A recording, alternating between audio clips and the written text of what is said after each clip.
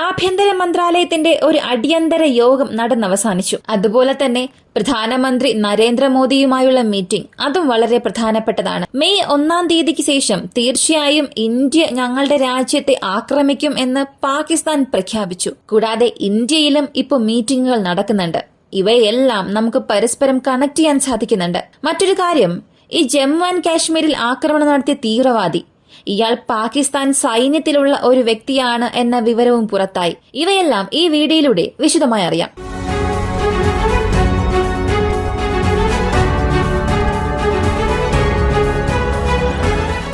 F-16 യുദ്ധവിമാനം പാകിസ്ഥാനിൽ ഉണ്ട്. ഏകദേശം 50 എണ്ണം ഉണ്ടെന്ന് ചിന്തിക്കുക. ഈ F-16 വിമാനത്തെ ഇപ്പോൾ അവർ ഇന്ത്യയുടെ S-400 റേഞ്ചിനുള്ളിൽ നിന്നും പുറത്തേക്ക് കൊണ്ടുപോയിട്ടുണ്ട്. ഏതെങ്കിലും F-16 വിമാനം S-400ന്റെ റേഞ്ചിനുള്ളിൽ വരുന്നുവെന്നുണ്ടെങ്കിൽ അതിനെയെല്ലാം ഉടൻ തന്നെ മാറ്റി സ്ഥാപിക്കണം എന്നുള്ള ഒരു വിവരം പാകിസ്ഥാന് ലഭിച്ചിട്ടുണ്ട്. അതുകൊണ്ട് F-16 വിമാനങ്ങളെ എല്ലാം സ്ഥലം മാറ്റാൻ തുടങ്ങിയിട്ടുണ്ട്. ഇത് വളരെ പ്രധാനപ്പെട്ട ഒരു കാര്യമാണ്. കാരണം S-400 ഉള്ളപ്പോൾ പെട്ടെന്ന് F-16 വിമാനങ്ങളെ എല്ലാം ഇന്ത്യയെ കൊണ്ട് നശിപ്പിക്കാൻ കഴിയും. അങ്ങനെ നശിച്ചു പോകാതെ അവയെല്ലാം സംരക്ഷിക്കാൻ വേണ്ടിയാണ് പാകിസ്ഥാൻ ഇങ്ങനെയുള്ള നടപടികൾ എടുക്കുന്നത്. പോരാത്തതിന് പാകിസ്ഥാനിൽ നിന്ന് വരുന്ന പല വീഡിയോസ് കാണുമ്പോൾ ഒരു കാര്യം മനസ്സിലാക്കാം. അവരുടെ ടാങ്ക്സ്, ആർട്ടിലറീസ്, ഹെവി വെഹിക്കിൾസ് ഇവയെല്ലാം അവർ നിർത്തിവച്ചിരിക്കുന്നത് ജനങ്ങൾ താമസിക്കുന്ന ഗ്രാമങ്ങൾ അവർക്കിടയിലാണ്. ഇതേ കാര്യം ഹമാസും ഇടയ്ക്ക് ചെയ്തുവെന്ന ഇസ്രായേൽ കുറ്റാരോപണം നടത്തുകയും സാധാരണക്കാർക്കിടയിൽ ഇസ്രായേൽ ഒരു ആക്രമണവും നടത്തി. കാരണം എന്താണെന്ന് ചോദിച്ചപ്പോൾ ഹമാസ് അതിനിടയിലാണ് അവരുടെ എല്ലാ വെപ്പൺസും വച്ചത്. ഞങ്ങൾക്ക് മറ്റു മാർഗമൊന്നും ഇല്ലായിരുന്നു.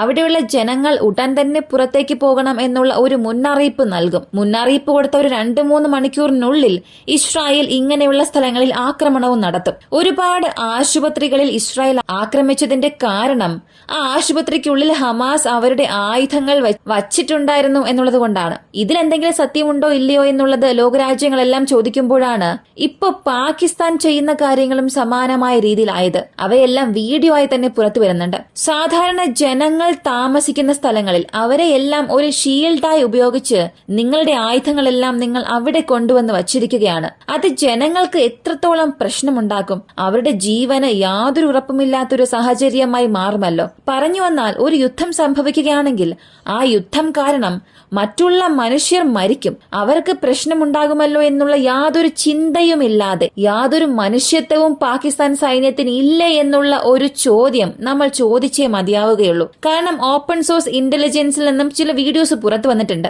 നിഷ്കളങ്കരായ മനുഷ്യർ, യാതൊരു വിദ്യാഭ്യാസവും ഇല്ലാത്ത ജനങ്ങൾ, അങ്ങനെയുള്ള ജനങ്ങൾക്കിടയിൽ ടാങ്കുകൾ കൊണ്ടുവന്ന് നിർത്തിയിരിക്കുകയാണ്. അപ്പോ ഇതിനെതിരെ ഇന്ത്യ ഏതെങ്കിലും ഒരു മിസൈൽ അയച്ചാൽ ആ ടാങ്കുകൾ പൊട്ടിത്തെറിക്കും. അത് തീർച്ചയായും അവിടെയുള്ള ജനങ്ങളെയും ബാധിക്കും. ഇങ്ങനെ എന്തെങ്കിലും ഒരു കാര്യം സംഭവിച്ചാൽ സാധാരണ ജനങ്ങളെ ഇന്ത്യ കൊന്നു തള്ളി എന്ന് പറഞ്ഞു പരത്തുകയും ഇന്ത്യ എന്ന രാജ്യത്തിന് നേരെ ലോകരാജ്യങ്ങളിലെല്ലാം എതിർപ്പുണ്ടാവുകയും ചെയ്യും. ഇതിനു വേണ്ടിയാണ് പാകിസ്ഥാൻ ഇങ്ങനെയുള്ള തന്ത്രങ്ങളെല്ലാം ചെയ്യുന്നത്. പക്ഷേ അവരീ കളിക്കുന്നത് അവിടെയുള്ള ജനങ്ങളുടെ ജീവിതം വെച്ചുകൊണ്ടാണെന്നുള്ളതാണ് ശ്രദ്ധിക്കേണ്ടത്.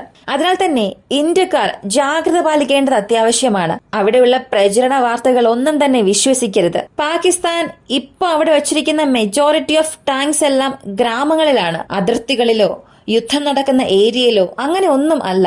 എവിടെയെല്ലാമാണോ സാധാരണ ജനങ്ങൾ കൂടുതൽ താമസിക്കുന്നത് അങ്ങനെയുള്ള ഗ്രാമപ്രദേശങ്ങളിലാണ് അവർ ടാങ്ക്സ് എല്ലാം വിന്യസിപ്പിച്ചിരിക്കുന്നത്. ഇതിന്റെ വീഡിയോ പ്രൂഫ് വാട്സ്ആപ്പ് ചാനലിൽ ഞാൻ അപ്ലോഡ് ചെയ്യുന്നുണ്ട്. നിങ്ങൾക്ക് അത് പരിശോധിക്കാം. വാട്സ്ആപ്പ് ചാനലിന്റെ ലിങ്ക് ഡിസ്ക്രിപ്ഷനിൽ കൊടുത്തിട്ടുണ്ട്, പിൻഡ് കമന്റിലും കൊടുത്തിട്ടുണ്ട്. ഉടൻ തന്നെ ജോയിൻ ചെയ്ത് നിങ്ങൾക്കത് പരിശോധിക്കാം. അടുത്തത് ഹസീം മുസ എന്നയാളാണ്. ഈ ഹസീം മുസയാണ് ഇപ്പോ നടന്ന ഈ ഒരു ഭീകരാക്രമണത്തിന്റെ പ്രധാനപ്പെട്ട ഒരു വ്യക്തി. ആരാണ് ഈ ഹസീം മുസ എന്നതിനെ കുറിച്ചുള്ള അന്വേഷണം നടന്നു വരുന്നു. ഏകദേശം 15 ലോക്കൽസിനോട് ഇതിനെക്കുറിച്ച് അന്വേഷിച്ചു. NIA അന്വേഷണ വലയം വർദ്ധിച്ചുകൊണ്ടിരിക്കുകയാണ്. അങ്ങനെ അന്വേഷണത്തിൽ ഹസീം മുസയെക്കുറിച്ചുള്ള ഇൻഫർമേഷൻ എല്ലാവരെയും ഞെട്ടിപ്പിച്ചു. ഇത്രയും ദിവസം പാകിസ്ഥാനും ഇതിനും എന്ത് ബന്ധമാണ് എന്ന് ചോദിച്ചുകൊണ്ടിരുന്ന പലർക്കും ഇതൊരു ഉത്തരം നൽകിയിട്ടുണ്ട്. പാകിസ്ഥാൻ ജനങ്ങളെ നമുക്ക് എത്ര അനുകൂലിച്ച് വേണമെങ്കിലും സപ്പോർട്ട് ചെയ്ത് വേണമെങ്കിലും സംസാരിക്കാം. എന്നാൽ പാകിസ്ഥാൻ സൈന്യത്തോട് യാതൊരു മനുഷ്യത്വവും കാണിക്കേണ്ട ആവശ്യമില്ല. ഇതിന്റെ ഒരു ഉദാഹരണമാണ് ഹസീം മുസ. ഈ ഹസീം മുസ ഒരു ഭീകര പ്രവർത്തകനാണ്. ഇതിനു മുൻപ് പാകിസ്ഥാന്റെ സ്പെഷ്യൽ സർവീസ് ഗ്രൂപ്പിൽ SSG എന്ന ഗ്രൂപ്പിൽ ഉണ്ടായിരുന്ന വ്യക്തിയാണ്. അതിനുശേഷം പാകിസ്ഥാന്റെ സൈന്യമാണ് ഇയാളെ തീവ്രവാദ ഗ്രൂപ്പിലേക്ക് മാറ്റിയതെന്നും ഇന്ത്യയിലേക്ക് അയച്ചതുമെന്നുമുള്ള വിവരം പുറത്തു വന്നിട്ടുണ്ട്. ഇത് സ്ഥിരീകരിക്കാനുള്ള ചില പ്രൂഫുകളും നമ്മുടെ സൈനികർക്ക് ലഭിച്ചിട്ടുണ്ട്. അപ്പോ അന്വേഷണ വലയത്തിലുള്ള ഈ ഹസീം മുസയുടെ യഥാർത്ഥ സാഹചര്യം, അവനൊരു പാകിസ്ഥാൻ SSG ഗ്രൂപ്പിലുള്ളവനാണ്. ഇതൊക്കെ വെച്ച് നോക്കുമ്പോൾ പാകിസ്ഥാന്റെ ഇൻവോൾവ്മെന്റ് ഈ ഒരു ആക്രമണത്തിൽ എത്രത്തോളം ഉണ്ടായിരുന്നു എന്നുള്ളതും നമുക്കറിയാൻ കഴിയും. പാകിസ്ഥാനിലുള്ള നിരവധി മന്ത്രിമാർ, പാകിസ്ഥാൻ ആസ്ഥാനമാക്കിയുള്ള ഒരുപാട് സോഷ്യൽ മീഡിയ ഹാൻഡിൽസ് എല്ലാം ചോദിച്ച ഒരേ ഒരു ചോദ്യം, ഇന്ത്യയോട് ചോദിച്ച ഒരേ ഒരു ചോദ്യം, ഒരു തെളിവ് നിങ്ങൾ കാണിക്കുക. പാകിസ്ഥാൻ സൈന്യം ഇതിന് പിന്നിലുണ്ട് എന്ന് കാണിക്കുന്ന രീതിയിലുള്ള ഏതെങ്കിലും ഒരു തെളിവ് നൽകുക. തീവ്രവാദത്തെ വളർത്തുന്നതിൽ പാകിസ്ഥാന് ബന്ധമുണ്ടെന്ന രീതിയിലെ ഒരു തെളിവ് മാത്രം നിങ്ങൾ കാണിച്ചാൽ മതി എന്ന് പറഞ്ഞു. ഹസീം മുസ വഴി ഒരു എവിഡൻസ് നമുക്ക് ലഭിച്ചിട്ടുമുണ്ട്.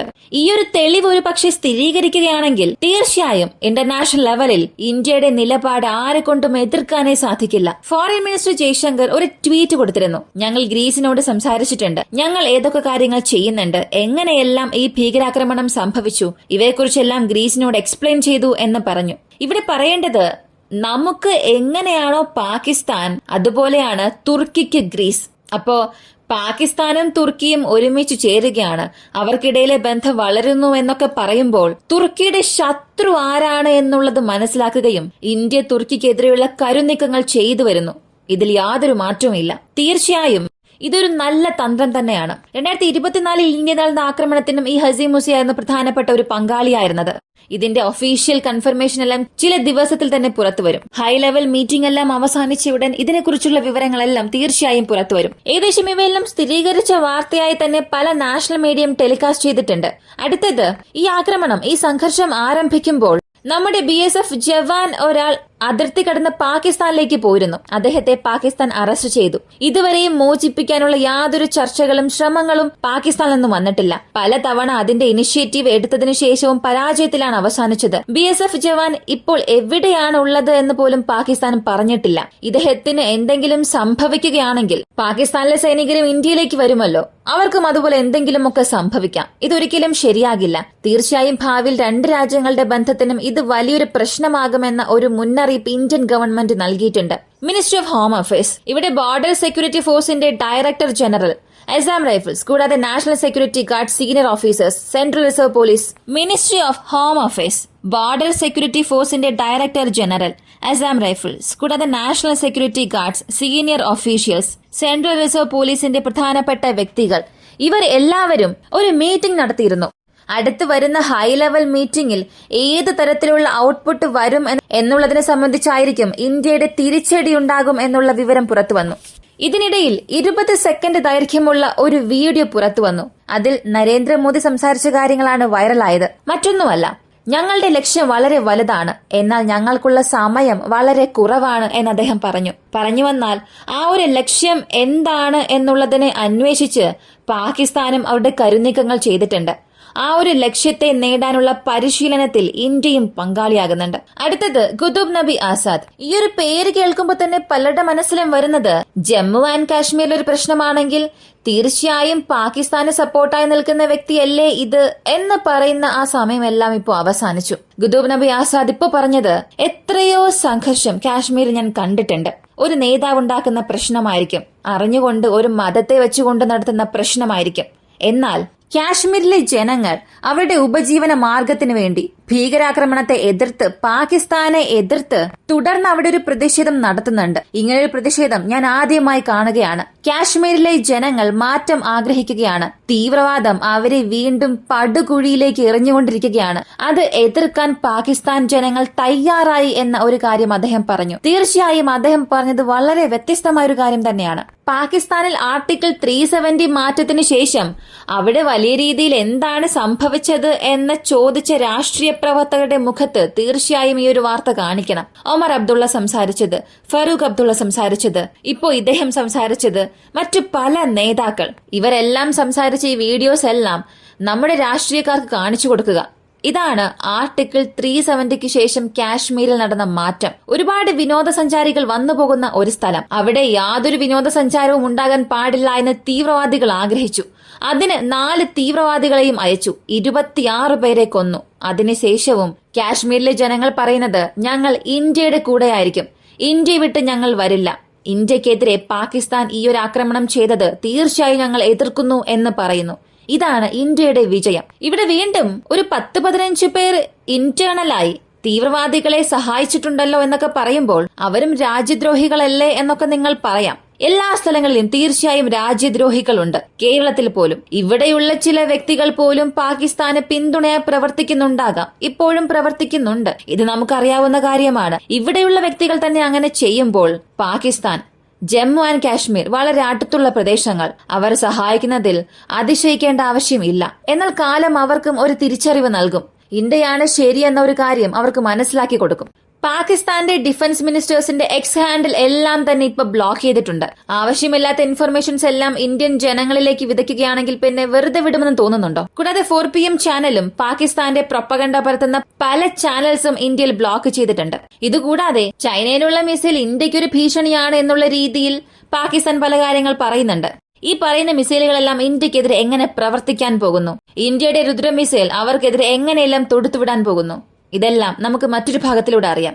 വളരെ പ്രധാനമായി ഇപ്പോ ഇന്ത്യയിൽ നടന്നുകൊണ്ടിരിക്കുന്ന പ്രധാനപ്പെട്ട മീറ്റിംഗ്, മോദിക്കും മറ്റ് രാഷ്ട്ര നേതാക്കന്മാർക്കും ഇടയിൽ നടക്കുന്ന ഈ മീറ്റിംഗിന്റെ ഫലം എന്താണ്? അവരെന്തൊക്കെ സംസാരിച്ചു? അതിലെടുത്ത തീരുമാനങ്ങൾ എന്തെല്ലാം? അടുത്ത ഭാഗത്തിലൂടെ നമുക്ക് തീർച്ചയായും അറിയാം. ഈ അപ്ഡേറ്റ്സ് അറിയാനായി വോയിസ് ഓഫ് വിക്കി എന്ന ചാനൽ സബ്സ്ക്രൈബ് ചെയ്യുക. മറ്റൊരു വീഡിയോയുമായി വീണ്ടും കാണാം.